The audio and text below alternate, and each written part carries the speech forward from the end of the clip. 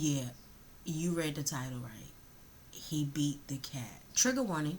Okay, if those of you who are pet lovers, I love pets.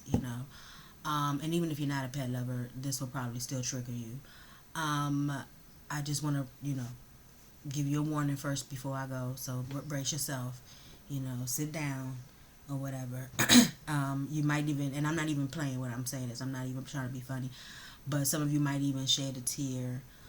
So get some tissue if you want to continue to listen to this. But this is one of my stories with my narcissistic ex-husband. Hi, my name is Tara Walker. Welcome to Receive and Relate. If you are here for the first time, if you are a returning subscriber or visitor, welcome back. Hey y'all, hey. So yeah, this story is a bit sad. But it's my story, and the Lord said share it, so I'm sharing it. First time publicly. I don't think, have I ever shared this with anybody? I don't think I particularly told anybody this. Maybe my husband now. He may know. But yeah, I don't think, if I have, it may have been like one person. I can't remember who that was, but nonetheless, here it is. The world is getting ready to know now. So on the last episode, if you have been watching, you watched me reveal to you all that I went to the Bahamas and I had sex with a Bahamian, and came back, told him, and all that happened when I told him. If you have not watched, you need to go back and watch. Actually, you need to watch episodes 1 through 10 and just start from the intro and work your way up. That's just better. I just feel like that. Like, I'm just a disclaimer real quick. I like, even like when I binge watch things on TV, series and stuff like that. If I've never seen it before, I don't care how it could be 23 seasons. I'm watching it from season 1. It's just how I am. I like to watch stuff in order because I hate to see something like, well, how did that happen? Well, when did they get to that? Watch from the beginning. All right, so that's what I want y'all to do. So anyway, I'm back, like I said, and I told him, and so life is just life, right? And so now, so they're in that high rise called Kennebec. I'm sorry. It wasn't called Kennebec. It was called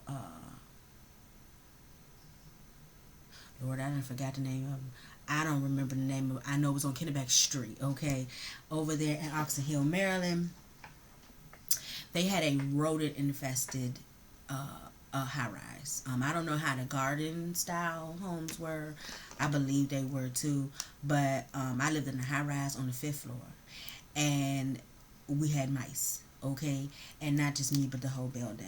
I technically, when I say pet lover, let me be clear.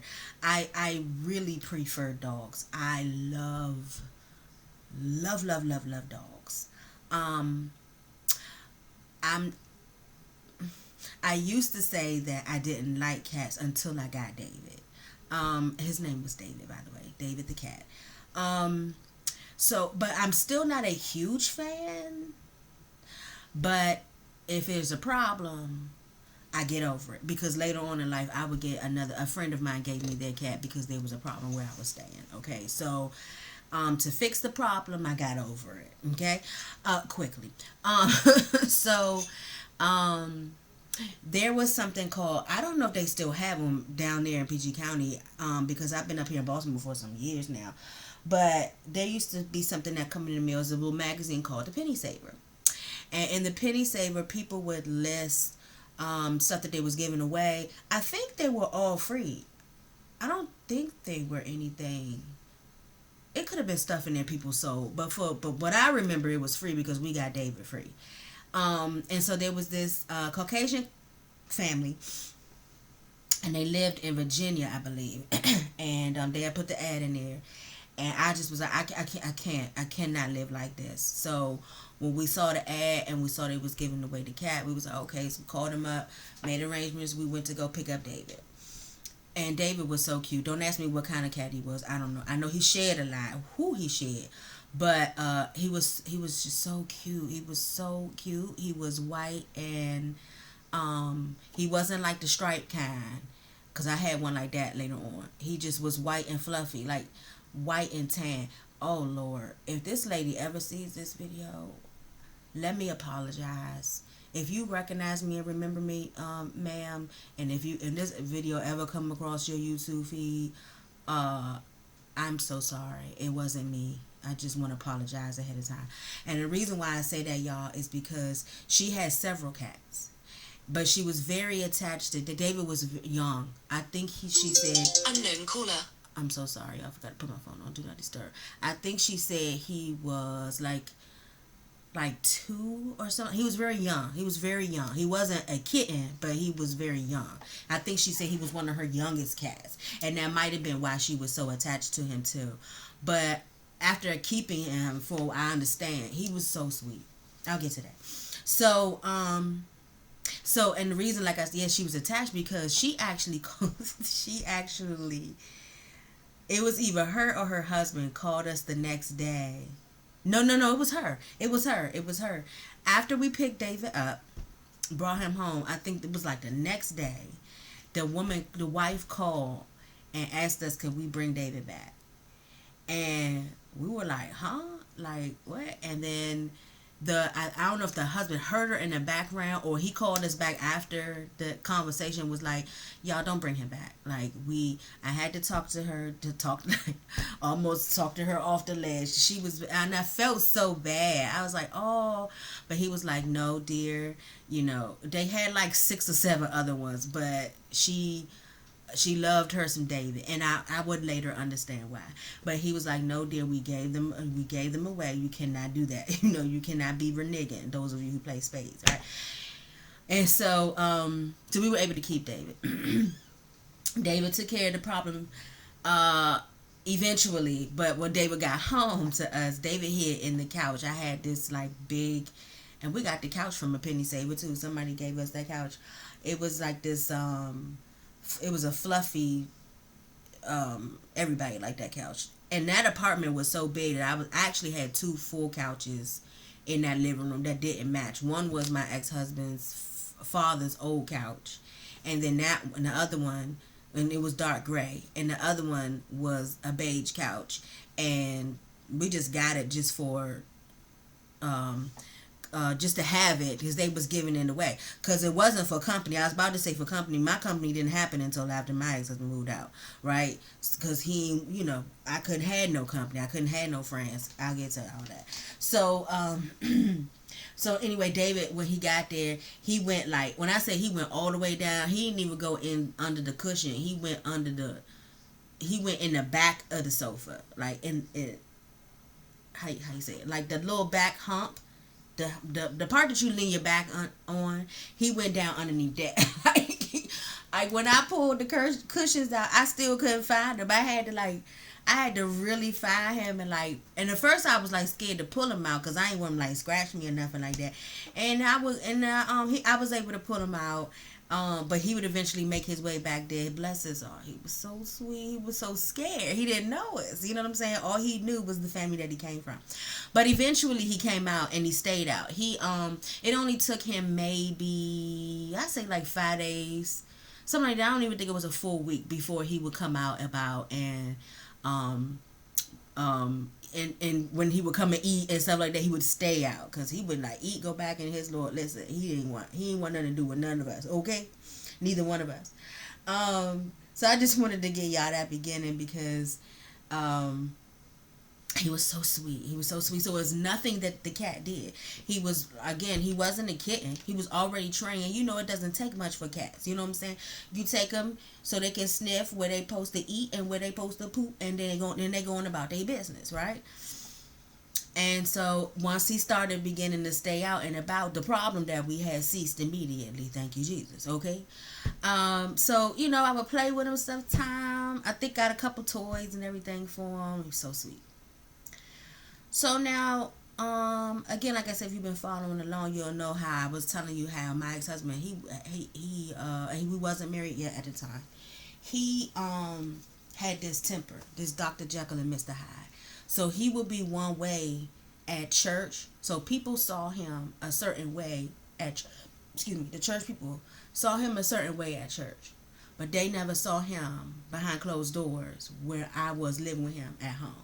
They didn't see that side. Only I saw that side. And it was literally Dr. Jekyll and Mr. Hyde. So at home, he would fuss, he would fight. I think I said this before.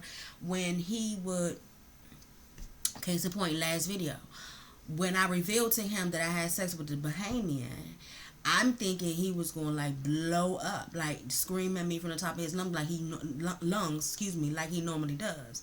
He did not. He did the absolute opposite. He was so calm that all he said was, "Okay, let's pray." Shocked the mess out of me. But if, like I said, I think I used the reference of a light on. If I left the light on all night or something like that, he would go ballistic. You see what I'm saying? So this was the type of person, the narcissist that I was dealing with.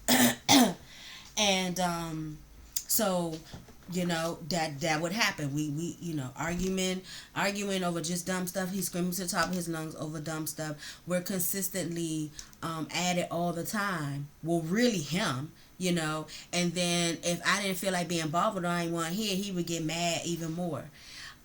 It was really crazy. It was really crazy.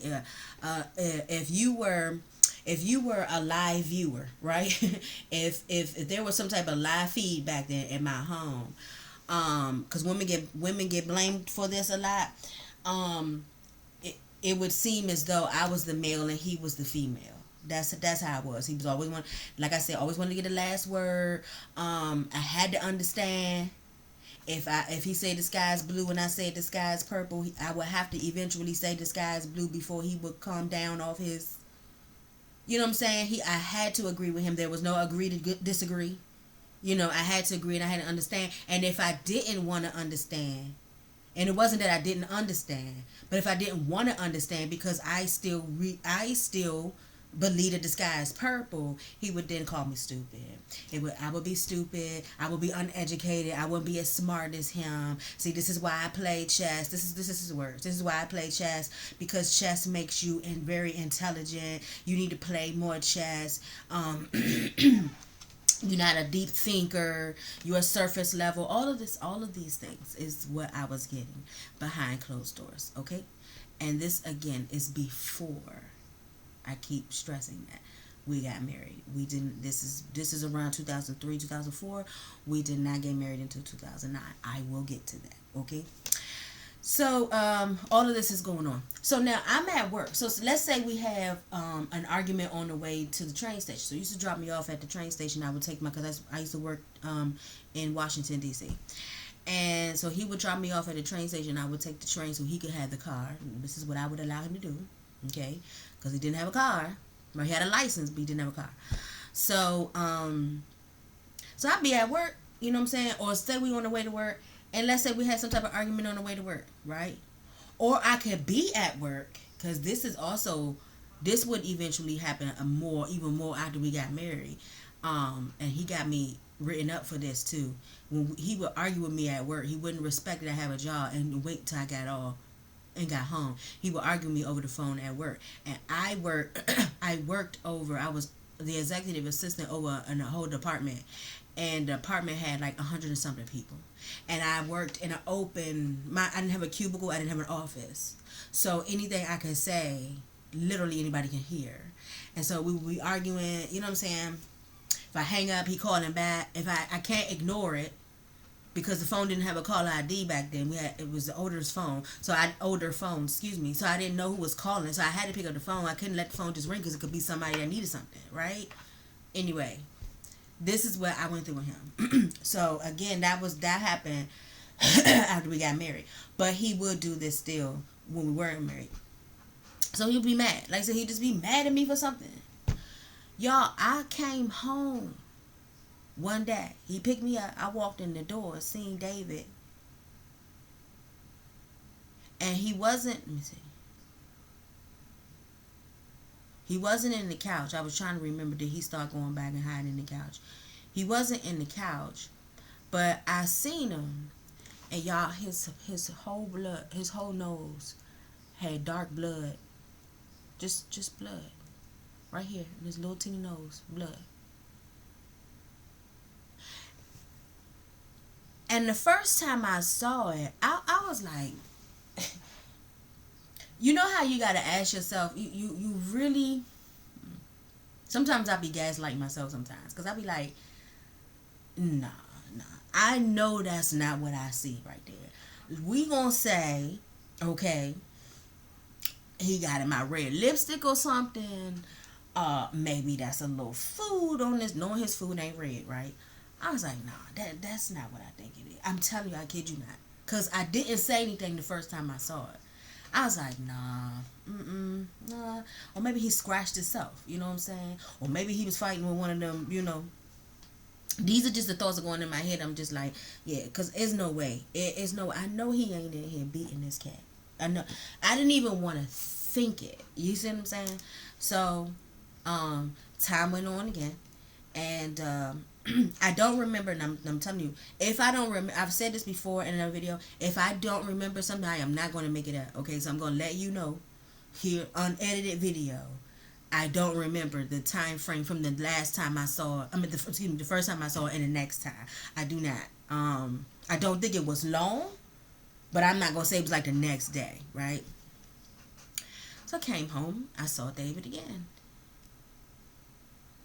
And I believe this time I asked him. I don't think I let it go a third time.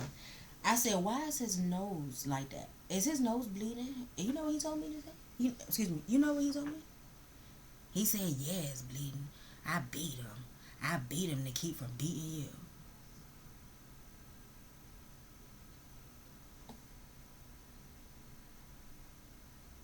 I'll say it again.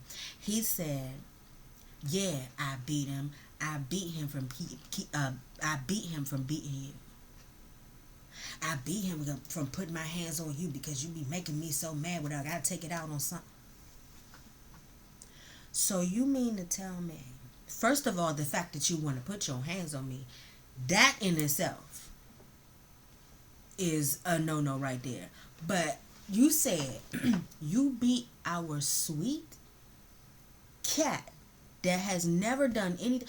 The cat was so sweet, y'all. You know how cats, like, if they feel if they want to attack, or if they feel like they what's the word I'm trying to say? If they're trying to protect themselves or something like that, you know how their back like hunch up like that.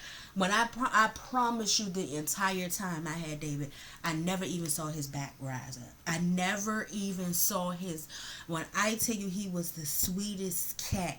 It was almost like he was I'm just like a human being inside of a and reincarnated in a cat. Like, I'm kidding you, he was the sweetest cat. Cause some cats, like, that's why I'm not 100% on them. Some of them, you know, can be real mean, you know, and some evil. Well, that's a story for another time. But you know what I'm saying? Like, some cats can be like, hey, I'm good. I'll let you do you over there. Fufu. Let Fufu do them over there. Cause you ain't fooling with Fufu. Fufu get the fighting and scratching and all of that. And will look at you like this, like with an eye like they gonna get you in the middle of the night. Nah, what's Pet Cemetery? Fufu be giving Pet Cemetery. David was not like that. He was the sweetest cat, and I remember I said I would later understand why it was hard for her to give him up. He told me that, and I felt so bad. I was like, why would you do that? Leave that cat alone. He has done nothing to you. And y'all, it just, you know, eventually, okay, I'll say this, and I'm probably saying it I'm ahead of myself a little early, but eventually, he ended up leaving. But I'm gonna get to that. I don't want to. I'm talking about my ex-husband. He ended up leaving, and he ended up being summoned to leave, and I'll get to that. I'll get to that story. And but he took David with him. I told him to take him with him. I did. But I don't know what ever happened to him. He moved in with his brother, right? And I know his brother wouldn't have hurt David. So I hope that they took care of him. And then when they left there, if they wasn't able to keep them, I hope they gave him to a good family. Because once he left my house, I never saw him again. Um, you know what? It wasn't. I didn't tell him to take him. I think he took him on his own. He took him. You know what? He took him. He took him because it was probably to be spiteful to me, basically saying that I'm gonna take him so you can get the rodent infested situation again. You see what I'm saying? Yeah, I'm telling you, my ex husband was team petty to the pettiest of petivity. Like, I ain't even scratched the surface, y'all.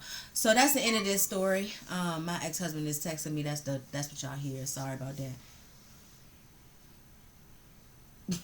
He said he's at work putting my glasses next to his because he picked up the wrong pair. He picked up my glasses.